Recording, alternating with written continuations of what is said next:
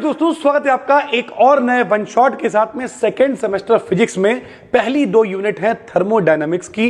पहली यूनिट में zeroth law और फर्स्ट लॉ ऑफ थर्मोडायनामिक्स है और दूसरी यूनिट में सेकेंड लॉ और थर्ड लॉ ऑफ थर्मोडायनामिक्स है। यानी ओवरऑल आज की इस वीडियो को देखने के बाद थर्मोडायनामिक्स, हालांकि सिक्स्थ सेमेस्टर में भी थर्मोडायनामिक्स का पूरा पार्ट केमिस्ट्री में है, तो ये पूरी वीडियो मोस्ट इंपॉर्टेंट है जिसके भी सिलेबस में थर्मोडायनामिक्स है। अगर आपके पेपर ऑब्जेक्टिव है तो आप किसी सेमेस्टर से हो, हालांकि हम ये बना रहे हैं प्रॉपर सेकेंड सेमेस्टर के लिए पूरा एक वन शॉट भाई, ठीक है। सबसे पहले थोड़ा सा बढ़ाते हुए चलेंगे ताकि वीडियो बहुत बड़ी ना हो, लेकिन कोशिश करेंगे कि आपको समझ में भी अच्छे से आए। पहला क्वेश्चन भैया बार बार पूछा जाता है, two bodies are said to be in thermal equilibrium, यानी दो जो बॉडीज हैं, दो जो पिंड हैं, उन्हें कब ऊष्मीय साम्य में थर्मल इक्विलिब्रियम में कहा जाएगा?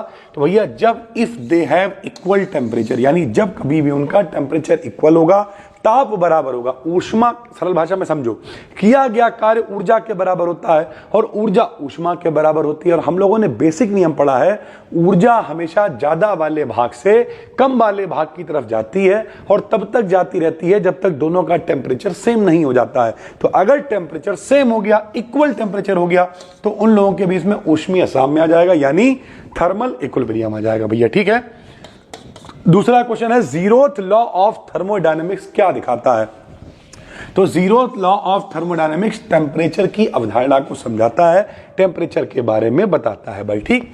If two systems A and B are separately in the thermal equilibrium with the third system C, यही जीरोथ लॉ ऑफ थर्मोडायनेमिक्स है जो हमने आपको वन शॉट थ्योरी वाले कराए हैं। उसमें हमने आपको पढ़ाया था कि मान लिया ये ए है, ये बी है और ये दोनों सी के साथ में इक्विलिब्रियम में हैं, तो ये दोनों भी आपस में इक्विलिब्रियम में होंगे। यही जीरोथ लॉ ऑफ थर्मोडायनेमिक्स है, यानी A and B are also in thermal equilibrium. Heat and temperature are, heat क्या है यानी ऊष्मा क्या है और ताप क्या है? तो heat is the form of energy, यानी ऊर्जा का ही बदला हुआ फॉर्म ऊष्मा कहलाता है। While temperature is degree of hotness, और हॉटनेस यानी कोई चीज कितनी ज्यादा गर्म है या कितनी ज्यादा ठंडी है, इसे जो बताएगा उसे ही हम लोग क्या कहते हैं? टेम्परेचर कहते हैं भाई, ठीक। उसके बाद भैया आइडियल गैस इक्वेशन क्या होती है? आदर्श गैस समीकरण छोटे क्लास में पढ़ाई जाती है। पीबी बराबर क्या होता है? आरटी होता है। इसे अगर हम लोग रियल गैस में बदलें, बांडर और बॉल्स नाम के दो आदमी थे, उन्होंने कहा कि भैया प्रेशर इतना नहीं होता है बल्कि कुछ बढ़ा हुआ होता है। कितना बढ़ा हुआ? तो A/B² बढ़ा हुआ होता है। वॉल्यूम इतना नहीं होता, कुछ घटा हुआ होता है। कितना घटा हुआ? तो B घटा होता है। और बराबर क्या होता है? RT। तो यह फॉर्मूला होता है, रियल गैस कह लो या फिर वॉन डर वाल्स समीकरण कह लो भाई, ठीक है। अगला क्वेश्चन क्या है? Hydrogen and helium at normal temperature at the time of Joule Thomson expansion show. ध्यान से समझिए, ये मोस्ट इंपॉर्टेंट है, पेपर में कई बार आता भैया। हाइड्रोजन और हीलियम, ये जो दो होते हैं, ये क्या शो करते हैं? हीटिंग इफेक्ट दिखाते हैं। और इसके अलावा जितनी गैसेस होती हैं वो सब कूलिंग दिखाती हैं। तो इस वजह से ये बहुत यूनिक है, क्योंकि ये दोनों अलग कुछ कर रहे हैं, इस वजह से पेपर में आ जाता है भाई, ठीक। जो जूल थॉमसन कोफिशिएंट होता है, हालांकि हमने आपको पढ़ाया था, जो वन शॉट आपने देखा है थ्योरी वाला, उसमें हमने आपको ये करा रखा है, तो आप अगर पढ़ रहे होगे तो बहुत आराम से आप देख पाओगे, ठीक है। जूल थॉमसन कोफिशिएंट क्या होता है? म्यू से लिखते हैं। म्यू बराबर delta T upon delta P होता है, बराबर 1/CP 2A/RT माइनस का V, ये होता है जूल थॉमसन कोफिशिएंट, ठीक है भाई। In Joule Thomson expansion inversion temperature का फार्मूला क्या होता है? भैया कॉपी किताब लेके बैठा करो, सारी चीजें नोट करो। इन्वर्जन जो होता है, इन्वर्जन टेम्परेचर, उसका फार्मूला होता है 2A/RV। इसमें हमने आपको रिलेशन भी बताया था। तो जिन लोगों ने थ्योरी वाले वन शॉट दे रखे हैं, आपको बता देना, जो लोग पहली बार देख रहे हो, 90 दिन की एक सीरीज हमने बना रखी है। अभी पिछले 4-5 दिन से क्लास नहीं पढ़े, क्योंकि आप समझ रहे होगे गला भी भुगता हुआ है, यूपी बोर्ड भी चल रहे थे, घर पे प्रोग्राम भी था, बिटिया हुई थी, तो बहुत सारी चीजें रही। लेकिन ओवरऑल अब हम लोग लगातार कंटिन्यू रहने वाले हैं। तो 90 दिन की जो सीरीज बना रहे हैं, उसमें भैया हम इसकी डिस्क्रिप्टिव वीडियोस पढ़ा रहे हैं। तो आप डिस्क्रिप्टिव वाली मेरी दोनों वीडियो जो हमने थर्मोडायनेमिक्स बनाई है, अगर आप उन्हें देख लोगे तो इस बात की गारंटी है आधे विकल्प आपको वैसे ही आ जाएंगे, ठीक। तो आप उन वीडियोस को भी देखिए। और ये 90 दिन की जो सीरीज है, इसमें हम आपको सर जी 90 दिन में पूरा कैसे कर लोगे आप? तो मेरे भाई 90 दिन में second semester, fourth semester, six semester, physics, chemistry, zoology, botany सब कराएंगे। कैसे कराओगे? देखो 2 यूनिट एक में कवर हो गई, आज 8 ही यूनिट हैं। 4-5 वीडियोस के अंदर आपकी ऑब्जेक्टिव सीरीज खत्म हो जाएगी भाई, ठीक है। क्लासियस क्लैपेरॉन इक्वेशन, इसका प्रूवमेंट भी करवाया था। तो अगर आपका पेपर डिस्क्रिप्टिव है तो मोस्ट इंपॉर्टेंट है, पेपर में ये आ जाती है। dp अपॉन dt बराबर L upon T V2 minus V1 होता है। Clausius Clapeyron is used to study, किसकी स्टडी करने के लिए इसका इस्तेमाल करते हैं? तो effect of pressure on temperature on boiling point. Boiling point समझते हो? क्वथनांक, जिस पर कोई चीज उबलना शुरू कर देती है उसे बॉइलिंग पॉइंट कहते हैं। और बॉइलिंग पॉइंट पर प्रेशर का, पी का क्या फर्क पड़ रहा है टी के ऊपर, इसे बताने के लिए हम लोग क्लासियस क्लैपेरॉन इक्वेशन का इस्तेमाल करते हैं। जो कि इक्वेशन क्या होती है तो बता चुके हैं, dp अपॉन dt बराबर L V2 माइनस V1 होता है। द करेक्ट रिलेशन इज, जरा समझिए, G फॉर क्या होता है? गिब्स एनर्जी होती है, और गिब्स एनर्जी के लिए फॉर्मूला होता है G बराबर U प्लस PV माइनस का TS, या फिर U प्लस PV किसके बराबर होता है? एंथैल्पी H के। तो इसकी जगह पे H रख देंगे, माइनस का TS हो गया, ठीक। तो ये गिब्स फंक्शन एनर्जी ऐसे भी लिख सकते हैं। हेल्महोल्ट्ज फंक्शन को F से लिखते हैं, और F बराबर होता है U माइनस का TS, ये भी आपको पता होना चाहिए। The entropy of a system, entropy को S से लिखते हैं। एंट्रोपी फॉर होता है डिसऑर्डर, हम आपको बता चुके हैं। कोई भी चीज जितनी, जैसे अपने चैनल की एंट्रोपी थोड़ी बढ़ गई थी पिछले 4-5 दिनों में, अव्यवस्था आ गई। वैसे डेली क्लासेस पढ़ रहे थे, पिछले 4-5 दिनों में नहीं पढ़े तो अव्यवस्था आई ना। अव्यवस्था का मतलब होता है डिसऑर्डर, उसी को एंट्रोपी कहते हैं। ये एक थर्मोडायनामिकल फंक्शन है, यानी आप हीट बढ़ा दो, किसी को उठा के तवा के ऊपर बैठाल दो, ताप बढ़ा दो, गर्मी बढ़ा दो, तो वो कूदने लगेगा ना, तो एंट्रोपी बढ़ जाएगी भाई, सीधी सी बात है। The combination of first and second law, पहला जो नियम होता है, पहला नियम क्या होता है? Q बराबर डेल्टा U प्लस W, यही होता है ना। दूसरा भी आपको एंट्रोपी वाला बताया है।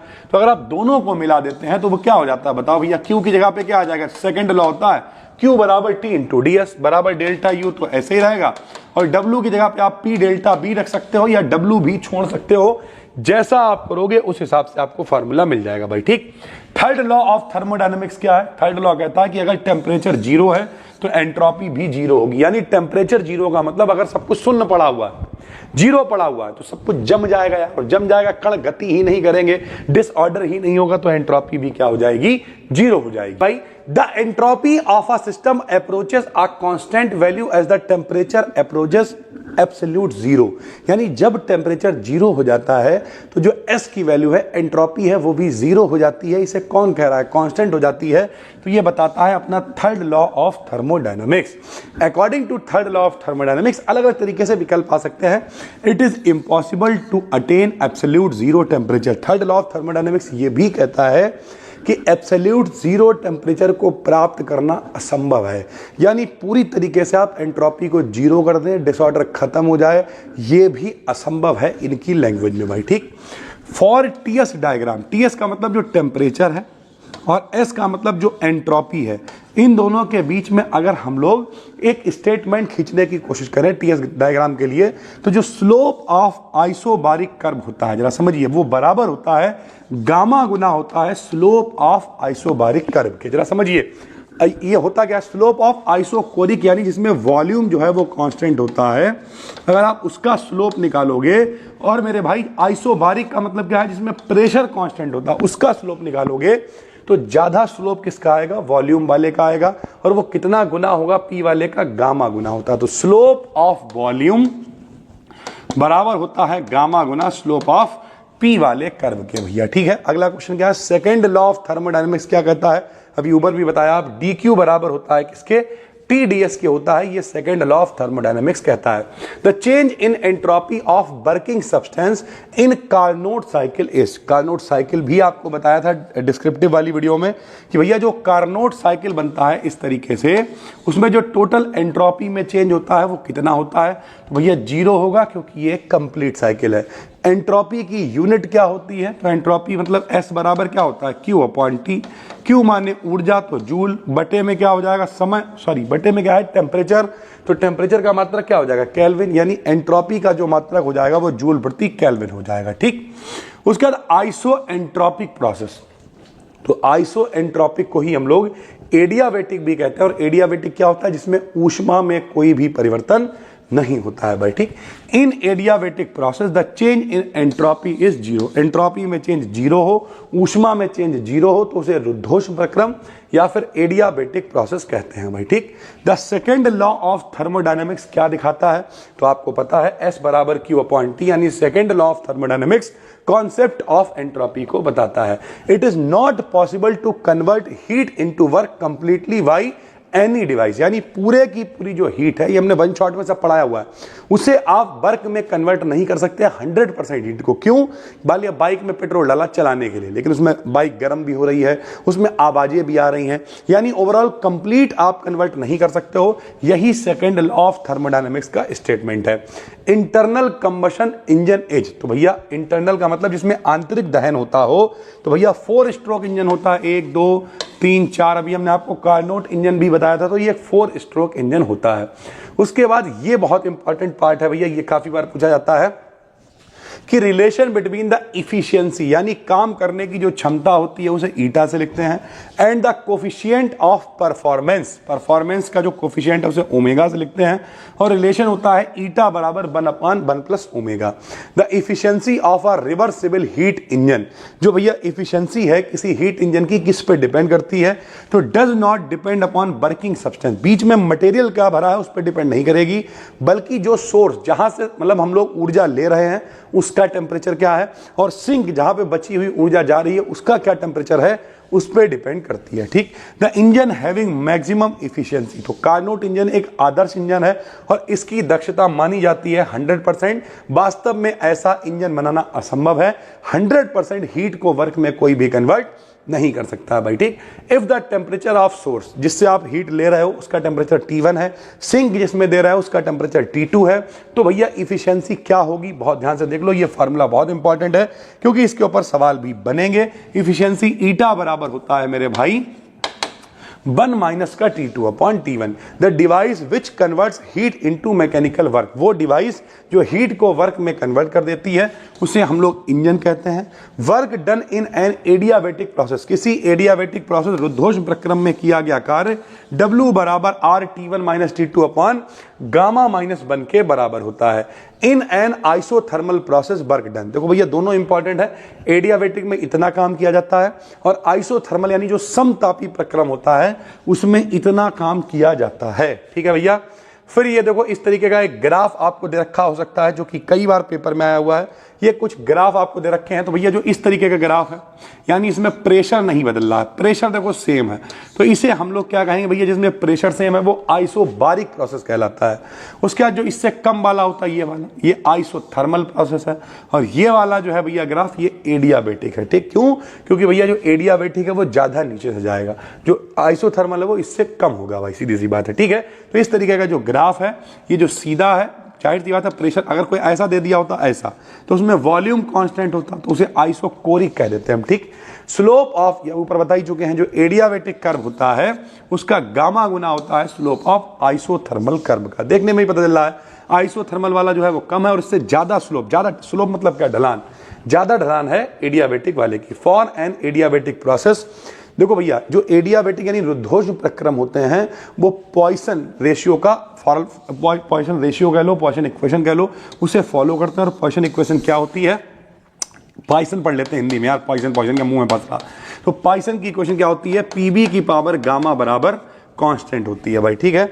उसके अलावा मेयर का सूत्र भी हमने आपको डिस्क्रिप्टिव वीडियो में प्रूव करवाया था, गामा बराबर CP/CV होता है। तो मेयर का फॉर्मूला क्या हो जाएगा, तो मेयर का फॉर्मूला क्या होता है भैया, मेयर का फॉर्मूला होता है CP माइनस का CV बराबर R होता है, ठीक। अब हम लोग भैया CP माइनस CV बराबर, यहाँ पे क्या कर रहा हो, गामा रख दो, तो कोई बात नहीं भैया, यहां से हम लोग क्या लोगे, CB कॉमन ले लो। CB जब कॉमन लोगे, ये देखो, तो यहाँ CP के पास CV नहीं है तो बटे में आ जाएगा, माइनस में 1 हो जाएगा बराबर R, और CP/CV क्या होता है, गामा हो जाएगा। इसे कहाँ भेज देंगे, नीचे भेज देंगे। तो चाहे तो फार्मूला ऐसे आ जाए या फिर ऐसे लिख के आ जाए, CP माइनस CV बराबर R, दोनों ही मेयर के फार्मूले हैं भाई, ठीक है। ये देखो द करेक्ट स्टेटमेंट क्या है कि जो CV की वैल्यू होती है वो CP से कम होती है। मेयर का फार्मूला CP माइनस CV बराबर R होता है। एंथैल्पी को हम लोग H बराबर U प्लस PV से लिखते हैं। एंथैल्पी रिमेन्स कांस्टेंट, जब कभी भी जूल थॉमसन एक्सपेंशन होता है तो एंथैल्पी की वैल्यू चेंज नहीं होती है। किसी साइक्लिक प्रोसेस के लिए जो एंट्रोपी में चेंज है वो जीरो होता है, सॉरी एंट्रोपी नहीं, इंटरनल एनर्जी यानी डेल्टा U, इंटरनल जो आंतरिक ऊर्जा है, अगर कंप्लीट साइकिल की बात हो रही है तो वो जीरो होगा। विच quantity relates with first law of thermodynamics, पहले लॉ ऑफ थर्मोडायनामिक्स से कौन सी क्वांटिटी रिलेट करती है, तो एनर्जी यानी ऊर्जा। First law of thermodynamics is the conservation of energy, सभी को पता है ऊर्जा ना तो उत्पन्न होती है ना नष्ट होती है, एक रूप से दूसरे रूप में बदल जाती है, यानी जो ऊष्मागतिकी का पहला नियम है वो एनर्जी पर डिपेंड करता है। The value of mechanical equivalent of heat joule, एक जूल किसके बराबर होता है, तो एक कैलोरी जो है वो 4.2 जूल के बराबर होती है, सीधी सी बात है। तो एक जूल पूछे तो भैया इसे नीचे भेज देंगे, यानी 4.2 जूल प्रति कैलोरी हो जाएगा, ठीक। The Van der Waals constant has the same unit of, तो सभी को पता होगा भैया वैन डर वाल्स कांस्टेंट क्या होता है, P plus A upon V square, ऐसे होता है। V माइनस का B बराबर क्या होता है RT। तो अगर कोई कहते हैं वैन डर वाल्स कांस्टेंट की वैल्यू बताओ, तो अगर B की वैल्यू किसके बराबर होगी, B के बराबर होगी। A की वैल्यू किसके बराबर होगी, इसे इधर भेजेंगे तो PB स्क्वायर के बराबर होगी, क्योंकि फार्मूला ये कहता है कि सूत्र तब बनेगा जब डायमेंशन यानी विमा बराबर होगी। तो कांस्टेंट की वैल्यू PB स्क्वायर के बराबर होती है। The dimension of Van der Waals constant अभी बताया, V माइनस B होता है ना, तो ये दोनों आपस में बराबर होंगे, और बराबर होंगे तो V माने आयतन, आयतन माने लंबाई गुणे चौड़ाई गुणे ऊंचाई, तो 3 लंबाई के लिए मेरे भाई L की पावर 3 हो जाएगी इसकी dimension. The constant V has the same value किसके बराबर होगी, तो अभी आपको बताया B के बराबर होगी। An ideal heat engine operates between 2 temperature, ये देखो भैया कोई हीट इंजन है जो 2 टेम्परेचर पर काम कर रहा है, यानी ये क्या है बताओ, T1 है, और ये क्या है बताओ, T2 है। अब यहां पर T1 T2 में कई बार बच्चे कंफ्यूज हो जाते हैं, ध्यान से मेरी बात सुनो। सोर्स जहां से आप हीट ले रहे हो उसका टेम्परेचर ज्यादा होगा, सिंक जहां आप टेम्परेचर दे रहे हो उसका टेम्परेचर हमेशा कम होगा। तो 900 केल्विन ज्यादा है ना, तो ये हमेशा T1 लिया जाएगा, 600 कम है तो ये क्या लिया जाएगा, T2 लिया जाएगा।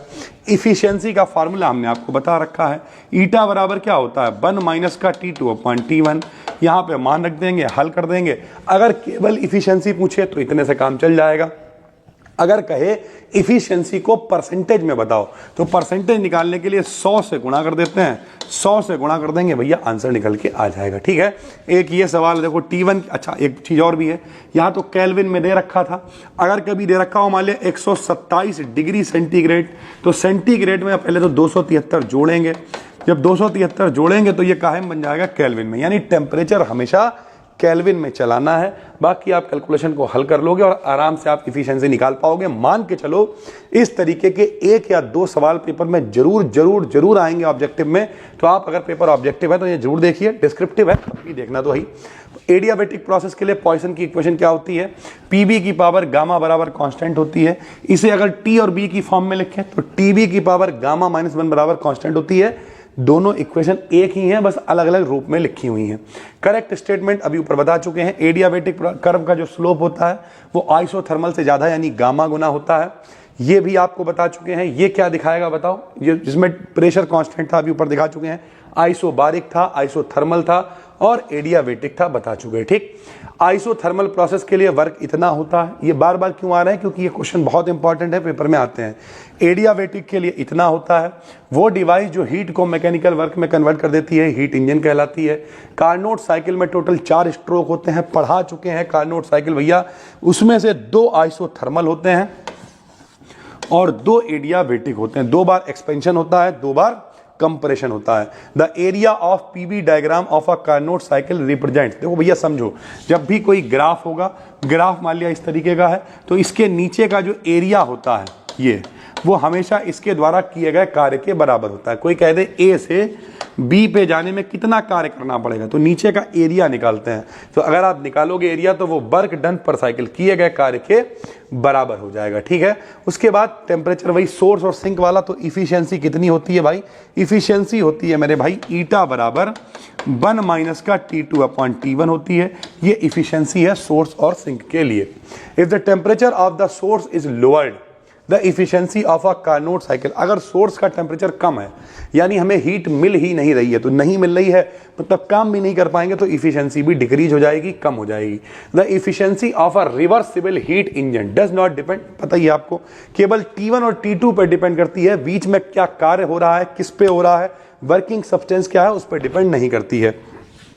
The engine having maximum efficiency, सबसे ज्यादा 100% जिसकी क्षमता मानी गई है वो कार्नोट इंजन है, हालांकि ये प्रैक्टिकली पॉसिबल नहीं है। फिर देखिए उसी तरीके का सवाल है 127 डिग्री सेंटीग्रेड वाला, अभी आपको ऊपर बताया, ईटा बराबर 1 माइनस का T2/T1 लगाएंगे, डिग्री सेंटीग्रेड जब भी दे रखा होगा केल्विन में बदल देंगे। इन सवालों में एक चीज जरूर याद रखना, जो मान ज्यादा होगा वो T1 होगा, जो कम होगा वो T2 होगा भैया, ठीक है। ऐसे एक सवाल और है 600 केल्विन 900 वाला, अभी ऊपर आपको बता चुके हैं। The efficiency of a reversible, भाई वर्किंग सब्सटेंस पर डिपेंड नहीं करती है। The efficiency of all reversible heat engine working between the same temperature, 2 engine है, 3 इंजन और टेम्परेचर सेम है T1 T2, तो उनका जो काम करने की क्षमता होगी वो भी क्या होगी, इफिशियंसी सेम होगी। द इरिवर्सिबल प्रोसेस, इरिवर्सिबल मतलब, एक तो रिवर्सिबल मतलब जो होके वापस हो जाए, जैसे हम कहें बर्फ से पानी, पानी से बर्फ बना सकते हैं, दूध से दही, दही से दूध नहीं बन पाएगा, तो ये इरिवर्सिबल है। ऐसे ही जूल थॉमसन एक्सपेंशन एक इरिवर्सिबल प्रोसेस है। For the similar change in volume work done is minimum in, यानी अगर हम आयतन में समान चेंज करें, सिमिलर चेंज करें, तब क्या होगा, सबसे कम वर्क का कार्य किसमें किया जाएगा, तो एडियाबेटिक प्रोसेस में। बहुत सारे प्रोसेस हैं, एडियाबेटिक, आइसोथर्मल, आइसोबारिक, आइसोकोरिक, अगर सब में आयतन में सेम चेंज हो तो सबसे कम कार्य किसमें होगा, एडियाबेटिक प्रोसेस में किया जाएगा भाई, ठीक। फॉर द सिमिलर इंक्रीज, अगर बढ़ा देंगे तो सबसे ज्यादा कार्य किसमें होगा भैया, तो आइसोबारिक, यानी जिसमें P कांस्टेंट रहता है उसमें मेरे भाई आइसोबारिक प्रोसेस में सबसे ज्यादा कार्य किया जाएगा।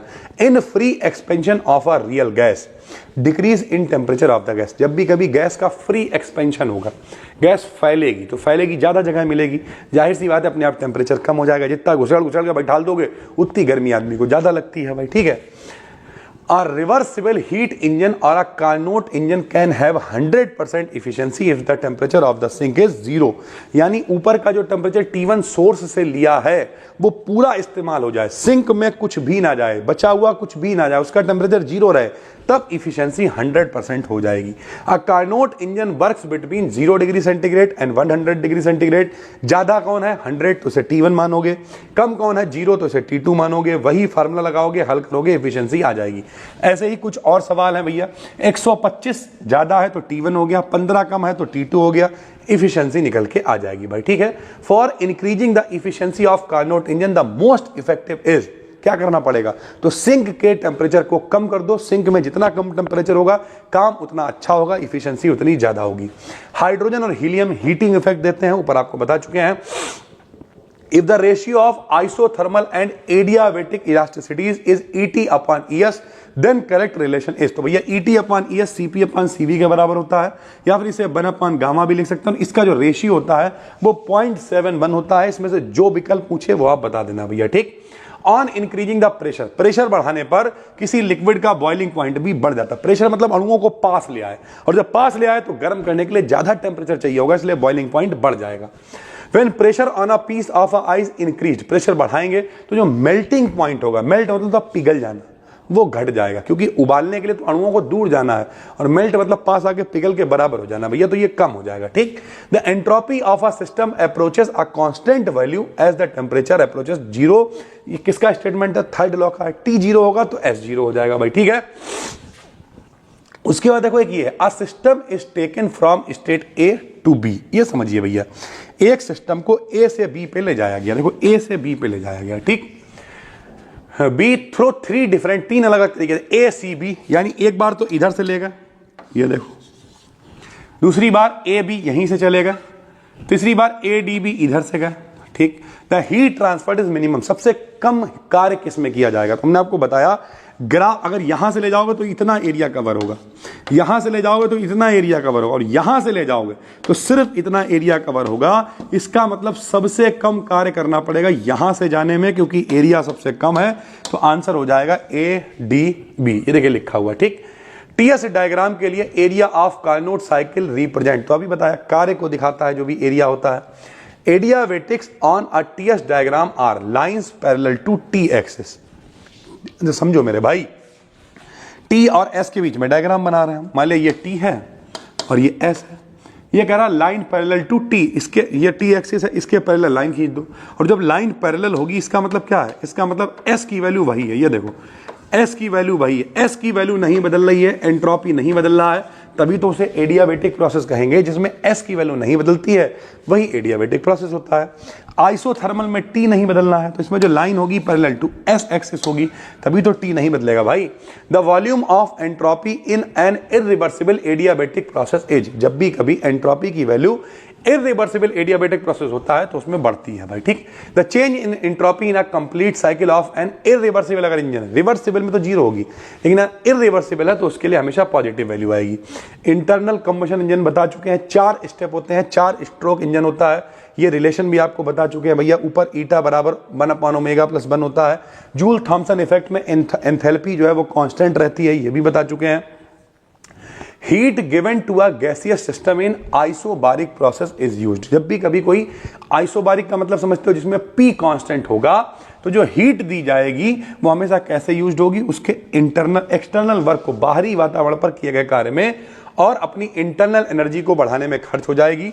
ये आपने कहाँ पढ़ा हुआ है, तो ये आपने ऊष्मागतिकी का पहला नियम पढ़ा हुआ है, Q बराबर डेल्टा U प्लस W, यानी किया जो हीट दी गई है वो आंतरिक ऊर्जा की वृद्धि करने में और बाहरी वातावरण पर कार्य करने में खर्च हो जाती है भाई, ठीक।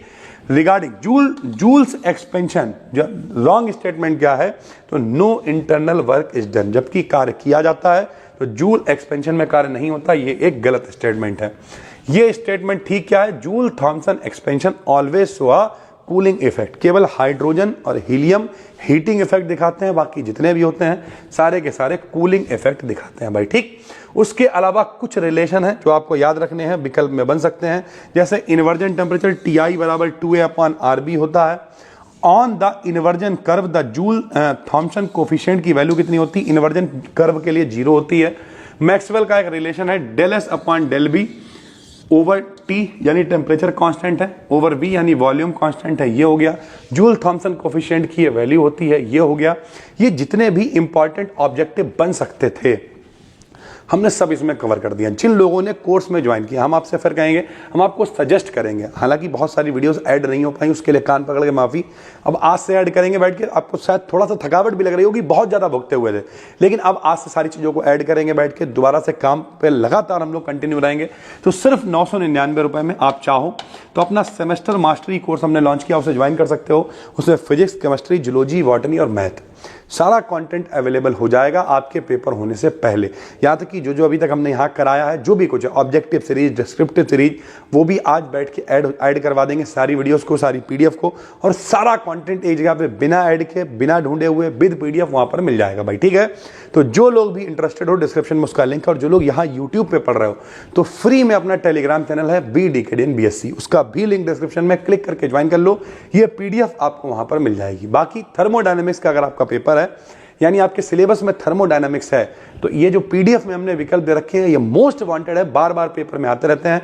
अगर आप इन्हें पढ़ के जाते हो तो आप अच्छे से पेपर को कर पाओगे। थैंक यू भाई, धन्यवाद।